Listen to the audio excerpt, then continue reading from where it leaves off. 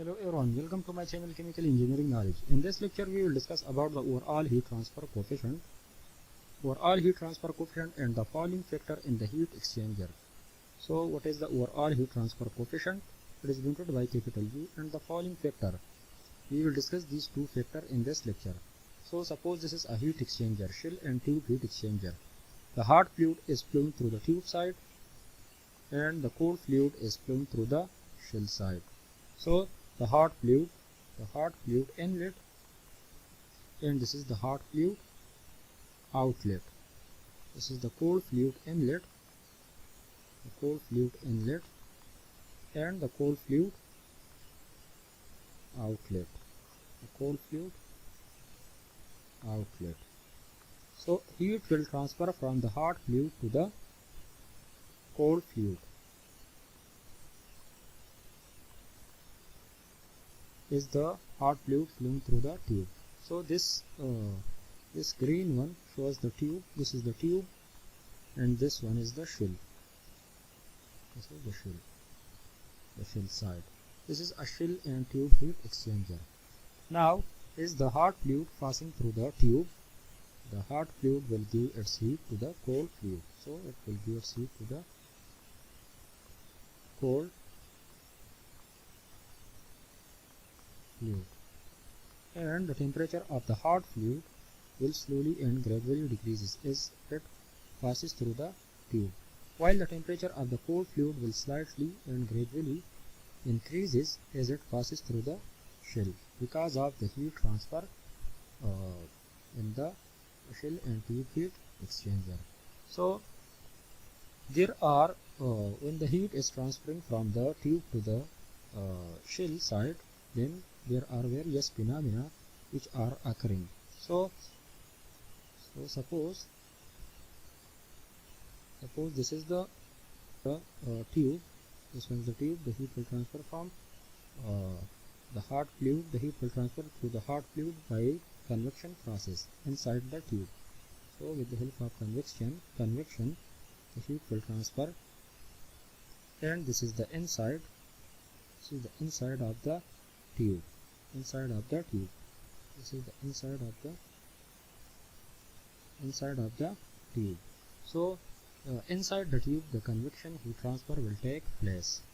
Now after passing heat through the hot fluid inside the tube, the heat will then transfer through the wall of the tube. So suppose this black one shows the thickness of the tube wall. So this is the thickness of the tube wall. Then the heat will transfer through the thickness. Then the heat will transfer through the tube wall. So the heat will transfer through the tube wall. Heat will transfer through the tube wall, and then again the heat will transfer through the cold fluid which are flowing through the shell side. So there are three type of heat transferring taking place in this heat exchanger. The first one is the heat is transferring inside the hot fluid with the help of convection process. Then the heat will transfer through the wall of the heat exchanger, through the wall of the tube of heat exchanger by conduction process, and then the heat will transfer from the wall of the tube to the cold fluid with the help of convection process again. So there are one conduction process and two convection heat transfer process. Now the heat transfer coefficient of the hot fluid which are flowing inside the tube is denoted by HI. Heat transfer coefficient of the inside fluid which are flowing through the tube, and the inner area of the tube wall is denoted by AI, inner area of the tube. Similarly, the outer surface area of the tube is denoted by A naught, and the heat transfer coefficient in the shell side will be denoted by H naught. naught. So the outside surface area of the tube is A naught, and the heat transfer coefficient outside the tube or the heat transfer coefficient in the shell side is denoted by Hi. So this A naught and Hi.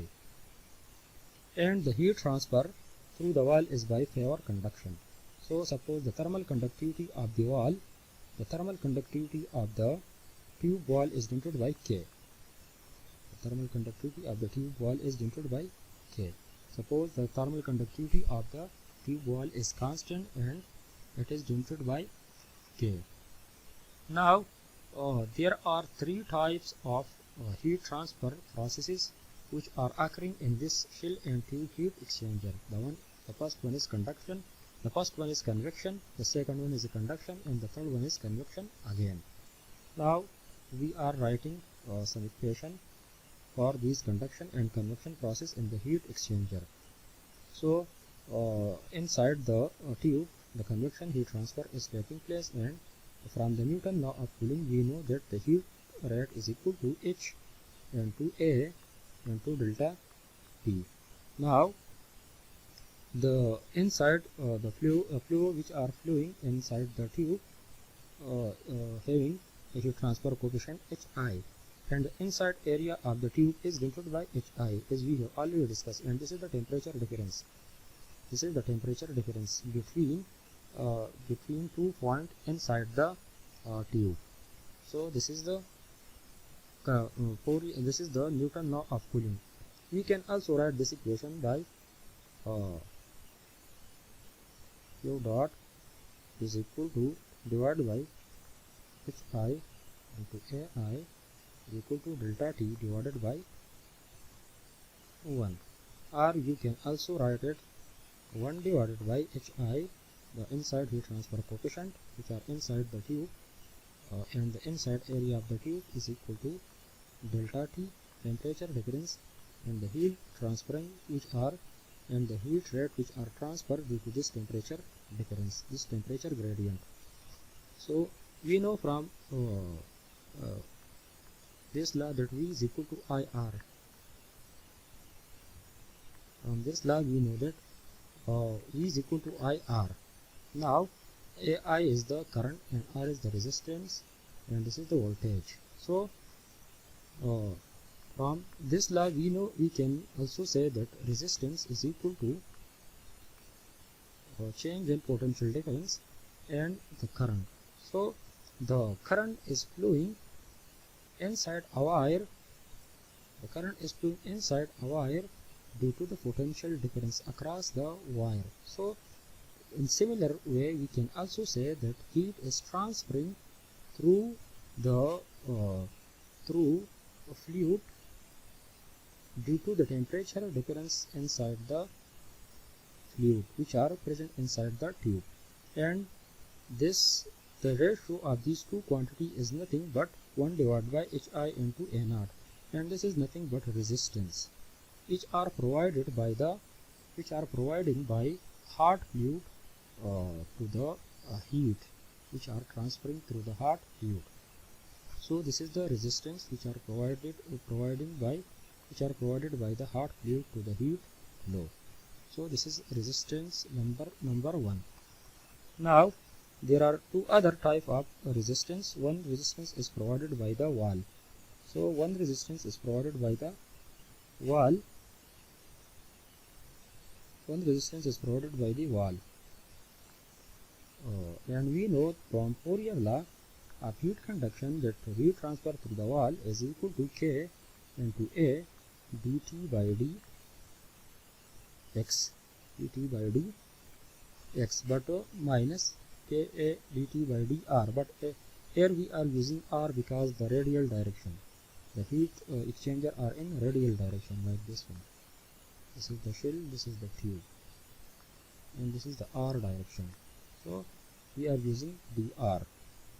Now we know that Q, we can also write the above equation by 2 phi r dr, 2 phi r dr, which is the 2 phi r dr, which is the cross-sectional area of the 2 phi r dr and 2 phi. So sorry. Now we are writing the area. This is 2 phi r and 2l. This is the area. Now we are using this area. This area, the surface area of the tube through which the heat is transferring from hot fluid to the cold fluid, which are flowing through the shell. So 2 phi r into L. L is the length of the tube. So this is the area is equal to minus K into dt. Minus K into dt. We can also write this relation by Q naught divided by, and this is the dr will come to this side.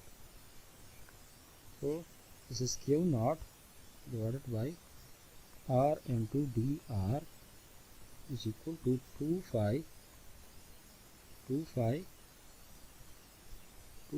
L into K dt and minus sign. So we can further simplify this relation by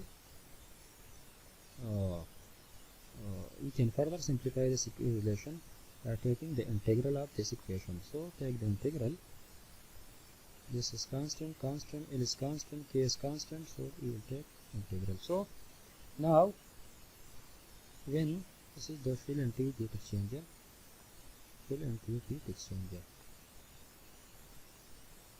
so when R is equal to R1, suppose this is the inside radius of the tube is R1. When R is equal to R1, the temperature at the inner radius of the tube will be T1. Similarly, when R is equal to R2, which is the outer radius of the tube, then T will be equal to T2. So at the outer radius of the tube temperature will be T2. So when R is equal to R1, the temperature at the inner radius of the tube will be T1. Similarly, R is equal to R2, which is the outer radius of the tube, the temperature at the outer radius of the tube will be T2. Now we can further simplify the above equation by Q naught divided by R into R1 up to R2 into this is the dr is equal to minus 2 pi K L into dt, temperature change from T1 to T2. Now this heat rate is constant. Suppose this is the constant heat rate. It will come out from the integral of 1 R divided by R, R1 to R2 is equal to minus 2 phi K into L, which are constant, and this is the T2 minus T1. This is the, again further simplify, ln into R, limit change from R1 to R2 is equal to 2 phi KL into T1 minus T2. So apply the limit. Q naught ln R2 divided by R1 is equal to 2 phi KL into T1 minus T2. Now we can further ln R2 divided by R1 is equal to 2 phi KL into T1 minus T2, and this Q naught will come to this side. You can also ln R2 divided by R1 divided by 2 phi K into L, which is T1 minus T2 divided by heat rate. So this is the heat rate. The heat which are transferring due to this temperature difference, and the ratio of this two quantity, this and this, will give us the resistance. which are provided by the wall, which are provided by the tube wall to the heat transfer. So this is the resistance which are provided by the tube wall to the heat flow. So this is the resistance of the wall. Now the third resistance will provided by cold fluid to the heat transfer, which are flowing inside the shell. So in the fluid, for example in water or gases, we are using Newton law of cooling. For convection process we are using Newton law of cooling, but for solid we usually use the Fourier law of heat conduction. So the heat which are transferring in the cold fluid which are flowing inside the shell side will be given by Q. Heat rate is equal to Newton law of cooling, which is the heat transfer coefficient of the cold fluid, and the area, the outer area of the tube, which is A0, and to the temperature difference in the cold fluid. So again we can write this by 1 divided by H0, heat transfer coefficient on the outside of the tube, and the outside area of the tube is equal to the change in temperature divided by the heat rate. So the heat which are flowing due to this temperature difference, and their ratio will give us the resistance number 2, which are provided by the cold water which are flowing through the shell side to the heat transfer. So this resistance will be equal to this one. So now we are combining all the three resistances by using the electrical analogy.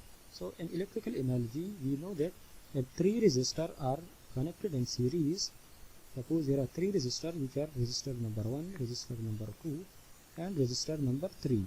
So then their overall resistance will be equal to, the total resistance will be equal to resistance provided by resistor number 1 R2 plus R3. So in the heat exchanger, all the three resistances which are provided by the hot water, the wall of the tube and the cold water to the heat transfer will be added on, like the electrical analogy which we have discussed this one.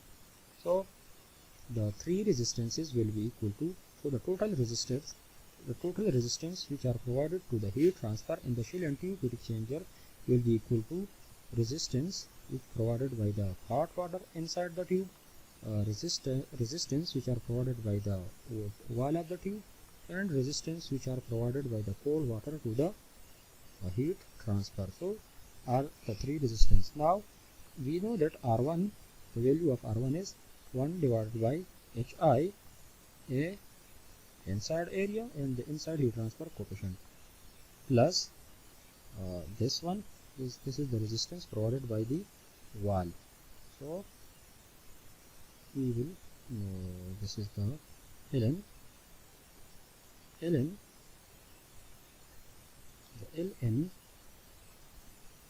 R2, outer radius of the tube, inside radius of the tube, divided by 2 phi kl, where k is the thermal conductivity of the tube, l is the length of the tube, and the phi is a constant quantity whose value is 3.14, and the R2 is the resistance provided by the cold fluid to the heat transfer. So this is the 1 H0 into A0, this one. So the total resistance is this one. Now we know from the heat transfer that the heat rate is equal to overall heat transfer coefficient into area into temperature difference, and heat rate. And we can also say that the temperature difference, the heat rate due to temperature difference will be equal to 1 divided by all heat transfer coefficient into the area. So the ratio of temperature difference to the heat rate is nothing but the resistance, and this is the total resistance. Which is equal to R1 plus resistance provided by the wall plus resistance provided by the cold fluid. So this total resistance, again this total resistance is 1 divided by inside resistance. Again this total resistance is equal to inside resistance provided by the wall, R2 divided by R1 2 phi k into L plus resistance provided by the cold fluid, and this is the total resistance, and the total resistance is nothing but this 1 divided by U into A, and this U is nothing but the overall heat transfer coefficient, so, and this one is the overall resistance. So the overall resistance is nothing but it is the sum of the total resistances to the heat transfer which are flowing through the cold and hot and wall of the tube.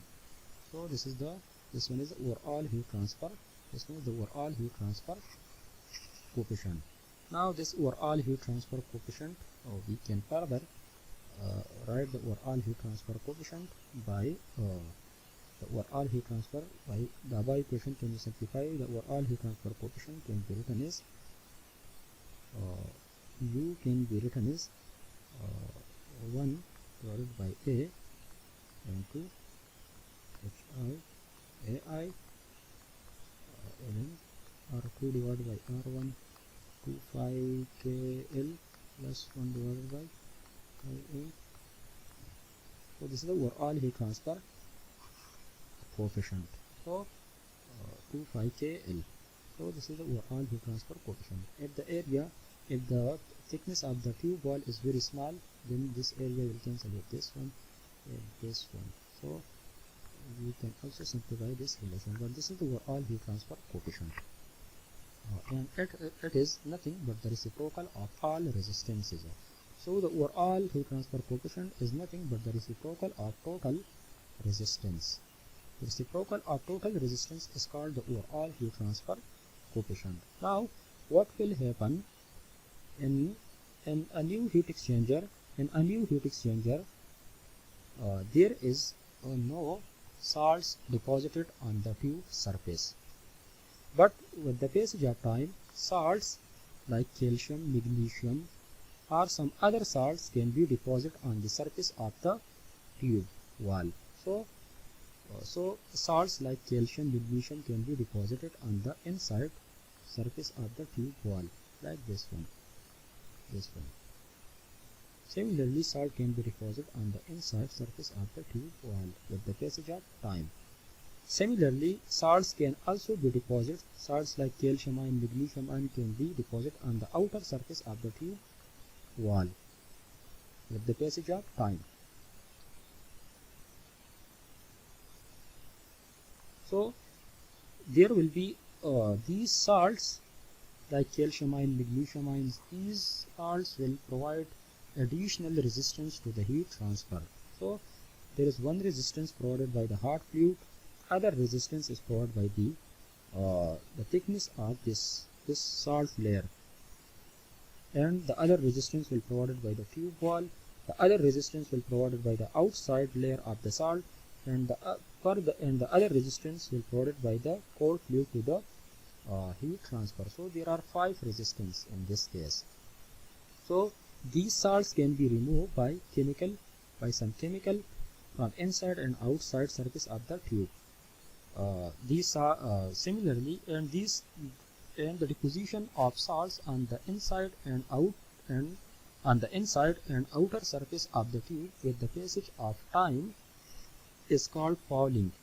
So fouling is nothing but it is the deposition of salts like calcium ion, magnesium ions or some other salts on the inside and outer surfaces of the tube wall is called fouling, and the fouling provided additional resistance to the heat transfer. So these salts can be removed by various chemical or by water or by washing. So we can remove it. So to remove the additional resistance to the heat transfer. Similarly, fouling can also be occur on the inside surface of the tube wall, or fouling can also occur on the outside surface of the tube wall with the help of organic material like various protozoa, amoeba or fungi. Sometimes fungi accumulate on the surface of the tube, on the inside surface of the tube. Sometimes algae can accumulate on the outer surface of the tube. So the accumulation of algae on the tube wall will provide additional resistance to the heat transfer, and which is nothing but falling. So because we know that algae can grow in hot water, so usually the on the inside of the tube the algae will accumulate and algae will grow, and it will form on the inside surface of the tube wall, and it will provide additional resistance to the heat transfer.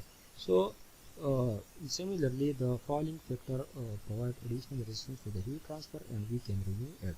The falling can also occur on the inside surface of the tube wall by reaction. Suppose if this fluid react with the tube wall, then it will provide some corrosion. So it will provide some corrosion. So it will again provide some resistance to the heat transfer. Similarly, with the help of corrosion, this or oxidation or some other process, falling can also occur. So usually we can also remove the corrosion by using stainless steel pipe. So this falling factor provide additional resistance, and we can remove it by various methods. So this is the falling factor. Now how the falling factor affect the overall resistance. So we already discussed that the total resistance is equal to the resistance which are provided by the hot water plus resistance provided by the wall and the resistance provided by the cold water. But here the falling can occur on the inside of the tube wall, and the falling can also occur on the outside surface of the tube wall. So falling can occur on the inside surface of the tube wall, and falling can also occur on the outside surface of the tube wall. Suppose this is a tube, falling can occur on the inside surface of the tube wall, and it can also occur on the outside surface of the tube wall like this. So additional resistance will provided by the falling to the heat transfer. So in this case the total resistance will be equal to resistance which are provided by the hot water and resistance which are provided by the falling which are deposited on the inside surface of the tube wall, plus resistance provided by the wall plus resistance provided by the falling, or the calcium or magnesium ions are falling to the heat transfer which are present on the outside surface, this, and the heat transfer and the resistance provided by the cold water. So this one is the 2 R2. Suppose this is R2. Now we know that the R1, the value of R1, you can also the value of R1, which is nothing but the 1 divided by Hi into Ai, and the resistance provided by the falling factor is nothing but it is the resistance provided by the falling factor which are present on the inside surface of the wall per unit area, per unit inside area of the tube, plus the resistance provided by the wall, which is nothing but ln R2, outer radius of the tube divided by inside radius of the tube, divided by 2 phi thermal conductivity of the tube wall and to length of the tube wall, plus the resistance provided by the falling which are present on the outside surface of the tube divided by the outside area. So this is the inside area of the tube, this is the outside area of the tube, and this is the 1 divided by the transfer coefficient of the fluid which are flowing outside the tube and the outside area of the tube. And this total heat transfer this total heat resistance is nothing but 1 divided by the overall heat transfer coefficient and the area. So this is the total resistances which are provided by fluid and falling, which are provided by falling fluid and wall to the heat transfer which are flowing in the heat exchanger. So falling is very important factor in the heat exchanger. We should remove the falling factor to decrease the falling resistance. We should eliminate the falling resistances to increase the heat transfer coefficient. So usually the unit of falling can be meter square into Kelvin divided by watt. So this is the unit of Fouling factor, meter square into Kelvin divided by watt. So this is the unit of Fouling factor, and this is divided by area, so divided by meter square. It will cancel with this, so the watt divided by Kelvin is the unit of resistance to the heat transfer, watt divided by Kelvin. So the unit of this one is also watt divided by Kelvin, the unit of this one is also watt divided by Kelvin, and watt divided by Kelvin is also unit of this. So this is all about the overall heat transfer coefficient and Fouling factor.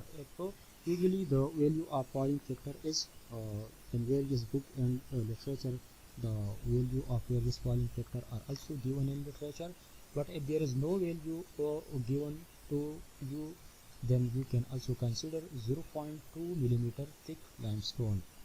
So you can 0.2 millimeter thick limestone